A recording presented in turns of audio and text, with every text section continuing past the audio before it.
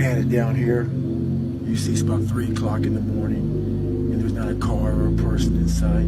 If you pan over here, it's the same thing. Not a car or a person in sight. People want to know where I find my strength at, where I get my strength. I get it from a lot of places, but right now, this morning, I'm getting it from, there's not a motherfucker that's up. There's not a car, there's not a person. Everybody's in their bed, sleep, dreading that it's a Monday, hate it's a Monday, and I'm loving it. I'm loving it. Where everybody's getting weaker, I'm getting stronger. It's not about the running, the swimming, the push-ups, the sit-ups. It's about what those things do for your mentality. You don't get better on the daggone couch. You get better by coming out here and getting the fuck after it every daggone day. Stay hard. It was 90s. What it's all about. Yeah. I don't care how good you are in anything. You don't have discipline. You ain't nobody. Right. You're nothing without discipline. Because you give up under the slightest struggle without discipline. 100%. Who fought in these wars? You have no idea how big of a deal this is to me. I was not always this strong guy you see. I went through a lot of hard times in my life to get here today. Suffering before your mind starts saying we need self-talk.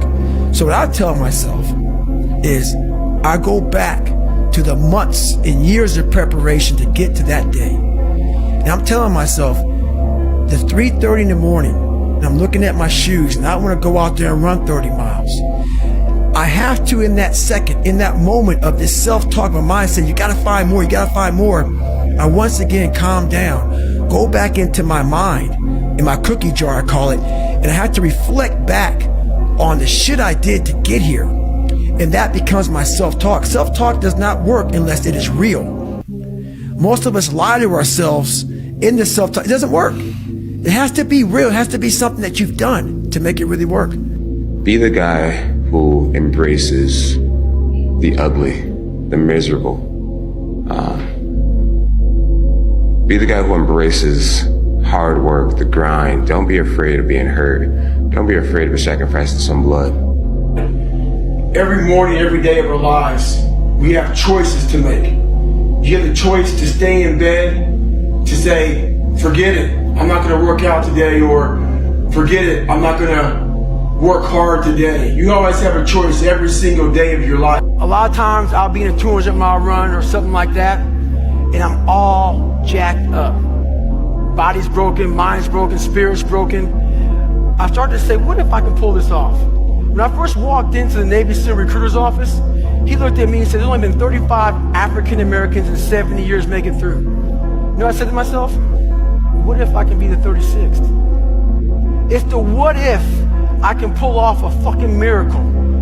What if I can become someone that no one thinks I can be? And just me talking about that, I have the hair going up on my arms because it makes me just like, what if? There's nothing you're gonna say, there's nothing you're gonna fucking do that's gonna outweigh anything I've already said to myself. That guy sucks, he's ugly, he's fat, he's full of shit. I've already said that, you know? So The fear is never reaching your potential. That's it. That always falling short, always quitting before you're done, always procrastinating, always not doing the right thing. And then one day you're an old man. Yep. And you look back and go, God, I could have been great. Yep. I could have been great. I never forget one time I was running by a graveyard when I was fucking just trying to become, I was fat. And I ran by a graveyard and I looked out there and I have all these epiphanies, man. I have all these fucking moments of it's crazy, man, of just thought. Cause I'm always by myself and always in deep fucking thought about how to be better. And I look out there, I'm like, man, I wonder how many of you motherfuckers in there fucking just are so upset with how you lived your life and fucking just regret how you lived it. And I'm running a 300-pound man thinking, man, don't fucking die like this, bro. Don't die like this. So people wonder where this shit comes from me. It comes from such deep thought of trying to see what this is all about. What is this life all about? What am I all about? Why am I here? You know, I had to find purpose. And my suffering, it had a purpose. It had a fucking purpose.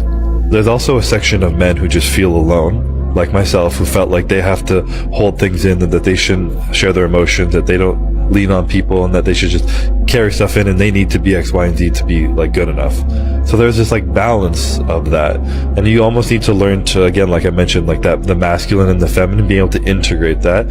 I feel like a real man is confident and comfortable enough to embrace the feminine energy he has in him. If he's emotional, let it out, but also have that masculine side of it, be like, I'm going to be emotional right now, but I'm still going to go and fuck shit up right now, you know? I'm still going to take charge of what I want with my life. I'm going to work fucking hard and be disciplined, but I'm going to accept that sometimes I'm going to break down, and it's going to be, I'm not saying that women break down, but there's more emotion over there, and allow it to feel it and to ask for help and to lean on people and be able to balance those two, and that like yin and yang. I think that's what's missing personally. Right? Like you can be going as fast as possible in the wrong direction, and it actually takes you further away from the destination.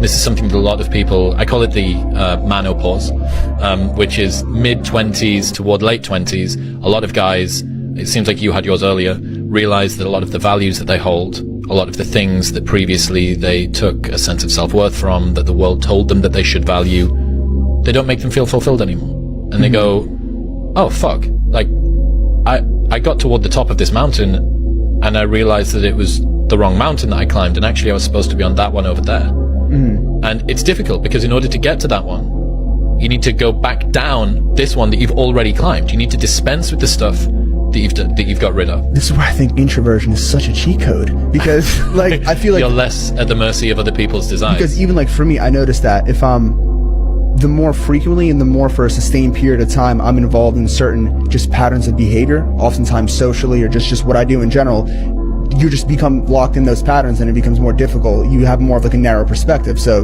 you know, the brain's malleable, it just gets programmed in that way and you're just kind of operating that way. So for me, a lot of like the best insights that I've gotten are like times when I like completely just like fully detached and just enter this weird like meditative just like flow state of just being just so just alone. What I've learned is that most of the sabotage in your life is self-induced. Hear me out. Okay, most of the sabotage that is self-induced in life is because you do not have the self-regulation to do that which you know you need to do. So you need to be able to ask yourself, right? You know you need to go to the gym. You know you need to start this business. You know you need to read this book, but you don't do it. Why? Why don't you do it? Not, oh, I didn't do it today. No, why didn't you do it?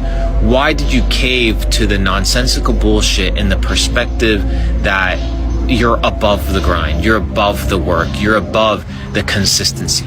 Because these are the things that are holding you back. We understand that consistency compounds. I've said this once and I'll say it again. But why is it that you know what to do, but you don't do it? Don't just say, oh, because I'm lazy. No, that's not good enough. Wait, no, it's not that you're lazy. Something else is wrong. You need to be able to identify these things. And once you identify these things, you're able to tackle them effectively. It's because I fought for it. Because no one gave it to me. Because it was just me alone in the gym, me alone in the mirror, me alone in my head. No one did it for me. I worked for it, and I'm never going to let someone else take that from me. It's because... Like, what bothers you about yourself?